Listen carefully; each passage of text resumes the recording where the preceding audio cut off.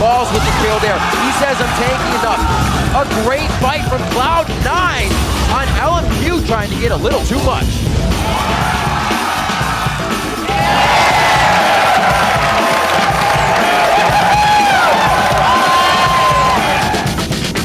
A double pickup. What a composition and camaraderie coming in from Lincoln. That's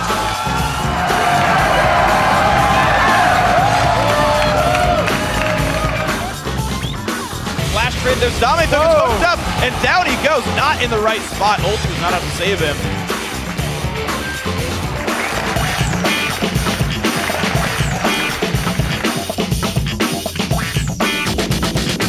Guys down in, that's going to be a teleport from Shifter as well. They lock down Dyrus. He doesn't have mana to get in or out.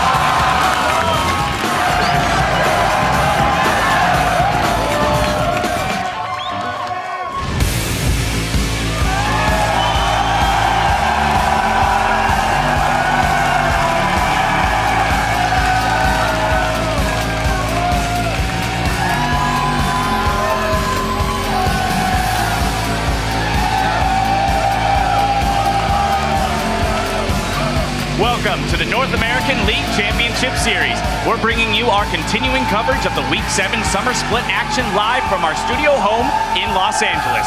And being a Super Week, there are 5 big matches coming your way today as teams battle to move up the standings. Hello, I'm James Dash Patterson, and with me is former LCS jungler Clark, Claky D. Smith, and from our Challenger Series coverage, Aiden Zyrene Moon. Guys, thanks again for joining me here at the desk. Oh, thanks for having us again, Dash. Of course, Riv, Jat, Freak, and Kobe will be along shortly with the calls of today's games. But first, let's set the table.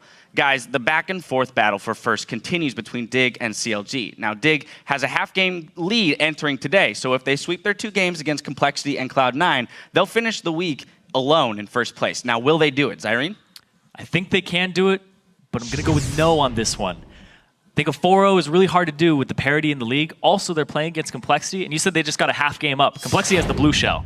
They're already 1-1 against them, and also, right now, Dignitas, 4 out of their 5 losses are on the last game of a week, and they're playing 2 today. So that calls into question their preparation. Do they prepare for the end of the week games, and can they prepare for 2 games on the same day? There's a lot of factors coming into this, so that's why I don't think they can do it. I think they can do it. They came into Super Week really strong. They're playing against Complexity and C9. C9 is looking like they're struggling. Complexity is on the bottom half of the standings, and Dig's in their prime right now. So I think they can take 4-0 in the Super Week. All right, let's switch gears, though, to the 2-time defending NALCS champs. Cloud9, they're struggling. They're 1 game above 500. They're only 2 games above 6th place. Now, what's going on with these guys, Clark? So the thing about C9 is that a lot of people are trying to pinpoint the problem with them. It's not one individual player. It's the team as a whole, besides Sneaky and maybe Elimination. Their bot lane seems to be performing, but everywhere else they're struggling. And I think the main thing is confidence. We saw yesterday Balls play Renekton into a Jax, and normally Renekton stomps Jax. But Balls wasn't taking the risks he needed to take. He wasn't pressuring the way he needed to, and he ended up losing the lane to Curse's top laner, Quas, playing Jax, and they ended up losing that game. I think another big thing that factors into that, and I agree with you that it's definitely a team effort here, that they're around the 500 mark, is Balls is losing the lane, High is losing the lane. That spreads Meteos thin between them, and the champion pools need to be called into question here. High doesn't really seem to main a champion. He used to main Jace, Ryze, Twisted Fate, all these things back in the day. They got nerfed. He's coming back to Twisted Fate a little bit, but then he ends up losing a matchup against Syndra, and then he plays the Syndra side of it and still loses it again later on in the day. So I think champion pool, and I think the entire league has just gotten better, and they've pretty much stayed the same and actually downgraded one step. All right, well, we'll see if they can kind of work out those kinks and turn their season around. Another team that I want to talk about is Team Curse. Now, they came into Saturday finding themselves in a bit of a deep hole. They responded with 2 huge wins, though, and it seemed like maybe they flipped a switch. What were the factors that went into that? I think the biggest thing was control. They just controlled the game. Xpecial was huge that game with Thresh, and then later on, he just did an amazing job in the second game of the day, just completely controlling it and keeping his team safe. They only had 6 kills in that entire game, and they ended up on top without even a death after 17 minutes and 30 seconds from the last kill to the end of the game. Yeah, and I think a lot of it's due to Quas really stepping up. He's playing really well. You saw his Jax recently, and he was split pushing so smart. He ended the game 1-1-0, so his KD wasn't great, but He had the most CS of any top laner in LCS history, and he wasn't taking any risk that he didn't need to take. He was applying pressure to whichever lane he was pushing, and they just ended up winning the game because of the pressure of Jackson Quas. All right, Zyrene, you touched a little bit onto the special topic, and I want to continue on with that. He became yesterday the first player in the NALCS history to register 1,000 assists. Now, Claykey, we did a little bit of research, and we discovered that 15 of those assists came against you. Now, as somebody who played against him, I want to hear what makes him so good. So first off, I want to start by congratulating Xpecial. Congratulations. You couldn't have done it without me. It's true, though. But really, Xpecial is really, really amazing. He has 100 games to his name, the most out of any support in the NALCS. He has the experience. He's a veteran. And I think what really sets him apart from other supports is his mechanics and his bot lane matchup knowledge. Yeah, I completely agree. His knowledge of the matchups is huge. He's also raised a lot of supports in his time. And also the thing to keep in mind is it's 1,000 assists in 100 games. That is huge. There's a lot of people who are going to hit 1,000 assists. You just have to play enough games. So the fact he did it in 100, there are other supports in the league who aren't even close, even though they have 100 games to their name. Absolutely. Quite an accomplishment. And just for a little bit of context, we're going to take a look at the career assist leaders in the NALCS. The next runner-up is Crumbs, who has 3 fewer games but trails with 786 assists. It's an interesting list, though, because there's 4 supports, 3 junglers, and 1 top laner. And now we're going to try and condense 6 huge games into a neat little bite-sized serving, thanks to your help and the hashtag LCS Big Plays. First up, we have Curse versus LMQ. At Little Gurax writes, Xpecial the God. That's how you carry as support. 1,000 assists? Good job. I know we're hooked for sure. These items that Kog'Maw gets make him beefier. What? Another hook! Max Rage coming from Xpecial. This is going to be a kill onto No Name. One last shot from the Bio Arcane Barrage, but Cop's not in range. No Name will still go down in that fight. Moore's going to be hit up. Another consecutive hook from Xpecial coming in. His thresh play today has been out of this world.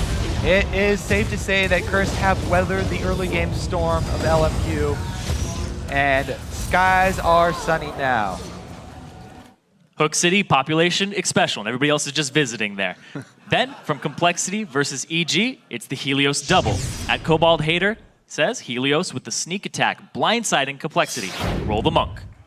A lot of flashes to re-engage there, at least one. Helios to the backside! There's too many minions! He gets the Dragon's Rage! He goes in for another one! Helios with the plays into the Dragon Pit to completely turn the fight around!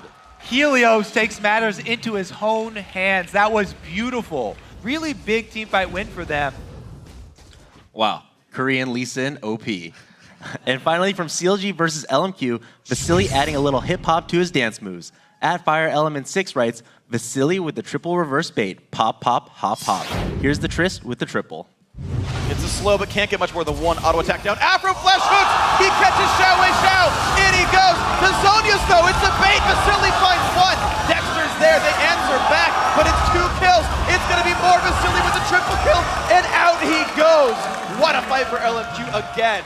CLG actually overreaches right there, trying to make too big of a play, and it's LMQ who can actually play the counter-aggression card and come out on top. Completely unexpected. And pop, pop, hop, hop, he did all the way to victory. And now it's your turn to hop over onto Twitter and share your favorite moments from the day. We're at LOL Esports and use the hashtag LCS Big Plays. Taking a quick look at the standings, though, it's in first, Dignitas. Then, half a game back in second, it's CLG. LMQ and TSM share third with 10 wins and 7 losses. And in fifth, it's Cloud9. After that, it's Curse in sixth, who are starting to pull away from Complexity in seventh. And then in last, it's Evil Geniuses stuck on 4 wins. Kicking off today's action, however, is Team Curse taking on Counter Logic Gaming. Then it's Complexity versus Dignitas. And after that, LMQ will square off against Evil Geniuses, followed by TSM versus Complexity. And we'll wrap up our week with Dignitas versus Cloud9. And remember, you can find the entire season schedule and vote for the teams you think will win on lolesports.com. Just click on schedule and give a thumbs up to your choice. Also, there you can find in-depth game analysis, player and team stats, and VODs of all the games from this year. You can also find out how to join us here in the studio to watch these teams play in person. Just click the tickets link for all the details. Then click over to Twitter and weigh in on our Twitter question of the day. We want to know, what is the most impressive thing you saw in the NALCS during Super Week and why? I know my answer is Dash's hair, But share your insight by writing us at LOL Esports and use the hashtag LCS. Then keep it tuned right here to see if your answers get read later in the broadcast. Now, the talent of the NALCS is deep at every position this split, especially at support. And one of the latest additions to that talent pool is a guy with a pretty big mustache. Now, it's not Bubba Dub. It's the big guy that Poros like to stand behind. Brom's a pretty cool champion because when he's on your side, you feel like there's this like big burly mustache man who just wants to like protect you. Always bring Brom. And when you click on it, it's like, the heart is the strongest muscle. The heart is the strongest muscle. I'm Brom. I like Poros. I don't know. Brom is probably the most supporty support. But he has a lot of like heal, disengage, and damage soak. In the hands of like good players, like I think Kiwi and Afro both play Brom really well. A good Brom will like time his E correctly, will stun a certain target, and will tag certain targets. Nice! Stand behind me and Unbreakable coming in from Kiwi Kid. Your Q is on a 10-second timer, your shield's on a 20-second timer, and then W is on a really long cooldown as well, and then your ulti is 2 minutes, so every ability counts. Even if you dodge his skill shots, you cannot dodge a shield, and it's really hard to hit the backline. His shield literally blocks anything that you're trying to go through him with. So his AD's like right behind him. You try and hit the AD, you can't. It feels like you're unkillable. Oh dear. It's only so big, Kiwi Kid. It's only a big shield. Get out of there alive. Wow, he does stay alive. When I see a Braum picked, I usually think I can kind of abuse it early, and then it usually sometimes backfires. His early laning 2-on-2 is actually kind of weak, but he does set up jungle ganks really well with his stun and slow. They are still going on. One more hit coming in from Afromu to lock down the concussive blows. He gets the Winter's Bite on. His mid game, you let him reach mid game, he's a monster. A Glacial Fissure goes across the entire team from McSpecial. You can just go ham. You just dive in, get somebody stunned, throw out your ulti, hopefully knock up half their team, and then just pop that shield, and everybody's focusing you, and then you're half HP because you're not dying, and you just walk away. Don't worry. Brom was trying a little bit. Zyrene, what have your impressions been of Braum since he arrived here on the scene? I think Braum is a little bit of a stronger version of Leona later on in the mid-late game portion. And the fact that he can actually just force himself to soak the damage, he will get a bunch of ultimates focused in on him. There's actually a clip there where we saw Kiwi Kid taking a whole bunch of damage. Once those cooldowns are down, then you start the real team fight and your team will come out on top because you just took all of that beating for your team and just basically brought the W. Well, the big guy has been picked 6 times and banned 5 times in our last 11 games so far this week, and I'm sure we're going to see him on the Rift today. The players from Curse and CLG are loading into the lobby for our first game, so we're going to take a quick break. The action starts underway in 3.5 minutes.